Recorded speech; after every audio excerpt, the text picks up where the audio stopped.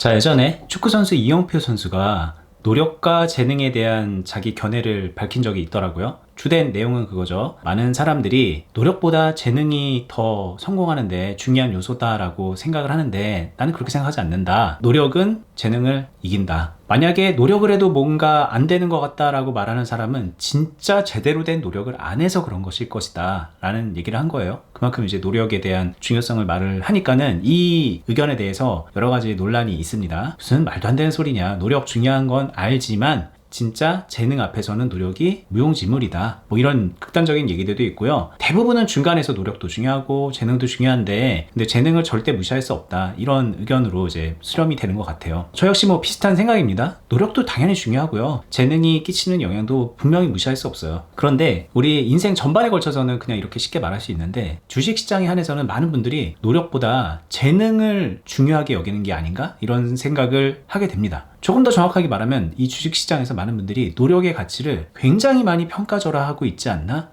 이런 생각을 해요. 노력하는 분들이 그렇게 많지 않거든요. 주식을 배우기 위해서 노력하는 사람 정말 손에 꼽아요. 그런데 정말로 많은 분들이 주식 투자를 하고 있어요. 이 현상만 놓고 보더라도 많은 분들이 노력의 그 가치를 평가절하하고 있다는 거를 좀 느낄 수 있는 거거든요. 도대체 왜 그러는 걸까? 이 얘기를 하고 싶은데 저는 뭐 여러 가지 그런 사회분석학적인 얘기, 그 경제학적 관점에서 얘기를 해볼 수 있겠지만 제가 볼 때 정말 중요한 요소가 주식하는 분들의 그 뼛속 깊이 절여져 있는 패배주의가 문제라는 생각이 듭니다. 따지고 보면 그냥 경제활동을 하는 대부분의 성인들이 알게 모르게 자기도 모르게 패배주의에 좀 절여져 있다는 거죠. 패배주의는 그냥 간단하게 얘기하면 자신이 실패할 거라고 믿고 있는 태도입니다.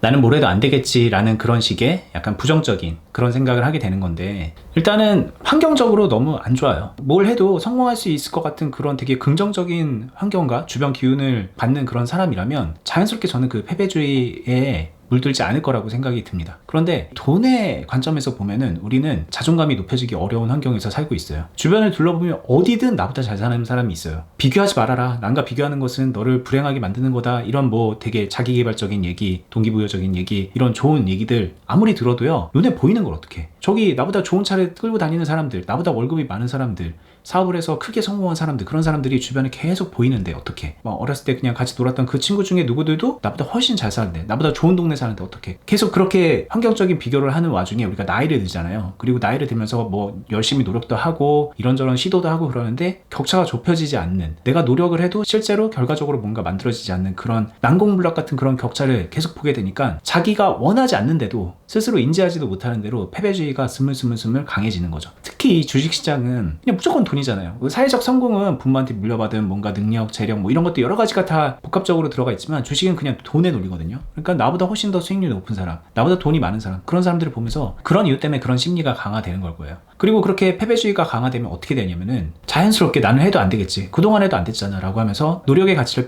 평가절하하게 되고요. 그리고 주식을 잘하려면 성취에 대한 동기가 있어야 된단 말이에요. 근데 성취 동기가 약해질 수밖에 없는 거예요. 내 능력에 대한 불안감이 있거든. 내가 노력을 해서 능력을 키우고 내 능력치를 발휘하고 그런 거에 대한 불안감이 있어요. 애초에 뭔가 좀 잘 안 될 것 같은데 이런 불안감을 가지고 있기 때문에 성취 동기도 점점 작아지는 거예요. 그래서 대부분의 주식하는 분들이 초반 한 1, 2개월은 재밌게 하기도 하고요. 좀 열심히 공부도 하고요. 책도 보고요. 그리고 6개월 정도까지는 나름의 관심의 끈을 유지하다가 이런 것들, 성취 동기가 무너지고 노력에 대한 그 가치를 폄하하게 되고 그게 이제 결과적으로 패배주의로 이어지게 되면서 그러면서 자존감도 알게 모르게 깎이고 타협을 하게 되는 거죠. 내 주제 무슨 주식이냐, 하던 일이나 열심히 하자. 나랑은 안 맞나 보다. 나는 주식 재능이 없나 봐. 아무리 생각해도 재능이 없어. 그리고 그렇게 굳혀지면 결과적으로 노력이라고 말을 했는데 주식을 배워야 되겠다는 학습 동기마저 잃게 되는 거예요. 이제 유튜브에서 주식 영상들을 볼 때 초창기에는 뭐 여러 가지 공부하는 영상들 보고 성공하는 사람들의 얘기 보고 그러는데 나중에 시간 지나면은 실패한 사람 영상 보는 거예요. 아, 이 사람 이렇게 해서 실패했구나.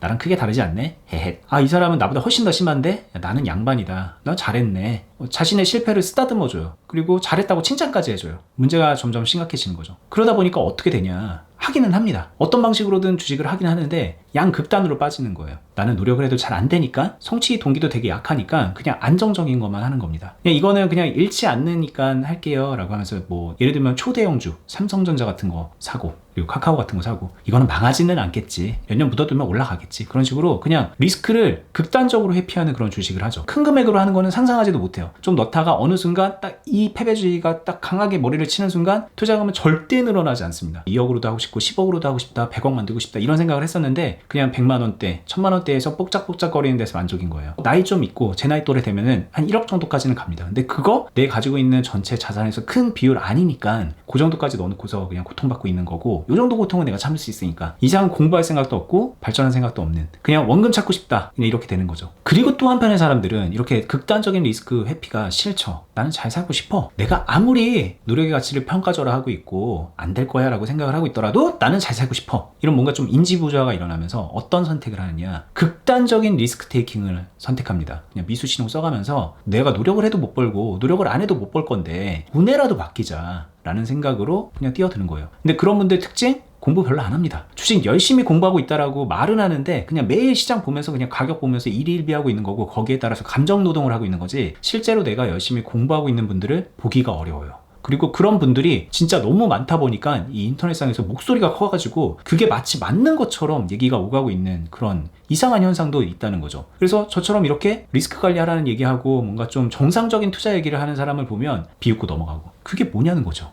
자, 우리가 노력을 해서 내가 정상적인 노력을 하고 내 능력을 발휘하면 100이라는 결과물을 얻을 수 있다고 가정을 해볼게요. 근데 많은 분들이 노력을 안 하면 그냥 내가 그냥 적당한 내 재능으로 주식을 하면 20, 30 정도는 걷어들이겠지라는 생각으로 그렇게 리스크 회피를 하는 거거든요. 근데 이 주식시장은 0에서 100이 있는 게 아니거든요. 마이너스 100까지 있고 마이너스 200까지도 있는 거예요. 마이너스는 끝도 없어요, 게다가. 그러니까 노력을 안 해야지라는 그 마음이 불러오는 결과는 결국은 마이너스다. 그리고 이거를 이제 아는 사람들은 어차피 마이너스잖아 라고 생각해서 극단적 리스크 테이킹을 하는 그런 도박 같은 걸로 빠지게 되는데, 그렇게 해서 한 10,000 정도를 한 방에 벌어보자 이런 마음으로 뛰어드는데 결과적으로 그런 사람들은 더 크게 잃는 거예요. 그런 주식은 하면 안 돼요. 제가 그래서 차라리 그럴 거면 주식하지 말아라 이런 얘기 되게 많이 하고요. 오프라인에서 제 친구들이라던가 지인들 만나면은 정말 진심으로 주식하지 말어, 그렇게 할 거면 하지 말어, 이런 얘기 정말 많이 하거든요.